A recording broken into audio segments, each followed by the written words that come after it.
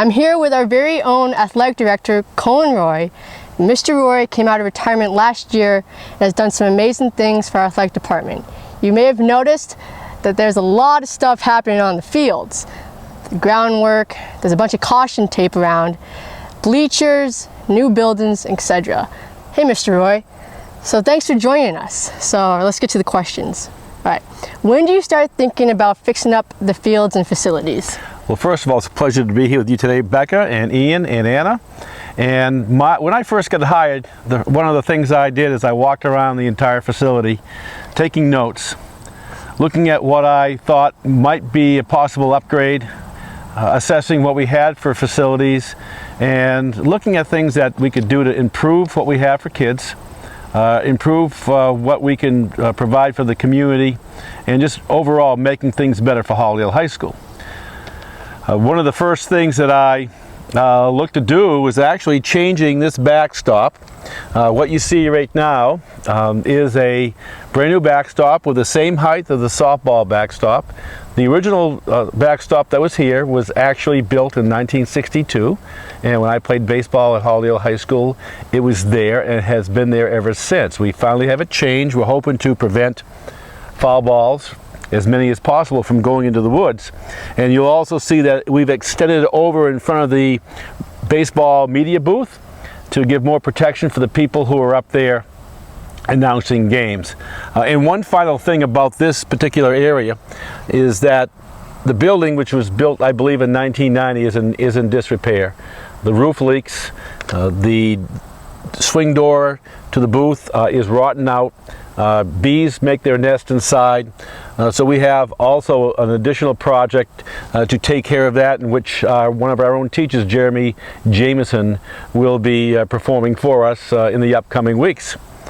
So I believe what we're going to be doing from here is moving on to a few other projects that we have going on and highlighting those as we move across the field. So let's move to the next spot. Well, where we're standing right now, Rebecca, is the field hockey scoreboard. This is the only field on our complex that did not have a solar powered or electrical powered scoreboard. So that was one of the first things after being here for a whole year and realizing that this had to happen to just be equal and fair for all of our programs. So we have a solar powered scoreboard for field hockey, and it's working really nicely, as a matter of fact. And if you turn a little bit to your left, you can look at the booster shack, and you may see on the booster shack there is a speaker that faces the field hockey field. That is just one of 3 sites that we have installed speaker systems for our athletic fields. Back at the baseball booth, we have a speaker system there now. We have an amplifier that we'll be using for that as well. We have a speaker system now that can be used not only for field hockey, but in the spring we'll be able to turn it facing the softball field and allow them to have their announcements as well pre-game. And on this side, there's one more thing that's happening over here. If you can move just to your left and look at the main gate. Previous to today, we do not have an adequate pedestrian access to this field. If that gate is locked, you have to squeeze through a small path to get onto the field. If you're in a wheelchair and it's on a weekend, you're not getting onto the field.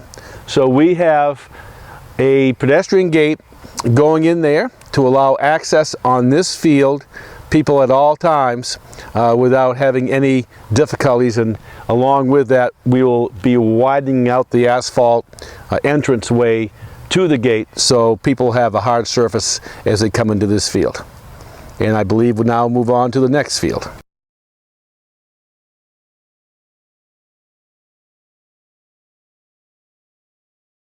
All right, so now we're at another project. You want to explain what's going on here, Mr. Roy? Sure, Becca. Right here we have a elevated stadium bleacher that's already done. And one of the things I notice is that people, when they come to games, they're sitting out here in the sideline, and I do get complaints from officials saying they're too close. In actuality, they kind of are. And it also creates an issue with our track, as I'll show you a little bit later on. is that schools that have tracks like we have do not allow people on them for events, and there are a lot of reasons for that. So one of our goals is to try to, number one, create a very good seating opportunity for people. Since they're elevated, you can actually see the feet of the athletes and the coaches on the other side of the field, because our field's quite crowded, and you have a great vantage point to watch the entire game. And the second thing, the most important thing as well, is that it takes the pressure of people on our track. The track is very expensive to repair. You'll see when we get ready to leave this spot is that it has repairs that were done last fall that are temporary. Repairing a track can cost anywhere between $125,000 up to $400,000, and we really need to preserve the facilities that we have. So removing people from the track, getting them into nice seating above the track is one of our goals, and we've accomplished that today, or actually in the last couple of weeks. The other project you'll see is a large building. That building will do several things for us. It will allow a better storage of our golf cart. It will allow better in-season storage for all of our athletic teams. It will also allow us to announce both track and soccer games and softball games on the other side. We have PA systems installed up there as well. We've been using the PA systems already. They're wireless, and we're really looking forward to putting that into place, having people actually sit up there during games. People who want to videotape the games, we have sliding glass windows. People who will announce the games can be up there. We can even keep score up there, and we do want to move the team benches over on this side of the field as well. That would really be, that's an upgrade for us, and it's a lot better options for us to facilitate games and events that we have here. And if you can get a look at the track, you can see the circles that are on it. When I got here, all of the places you see that are circled, they were cracked wide open around each circle. And that's all around the entire track.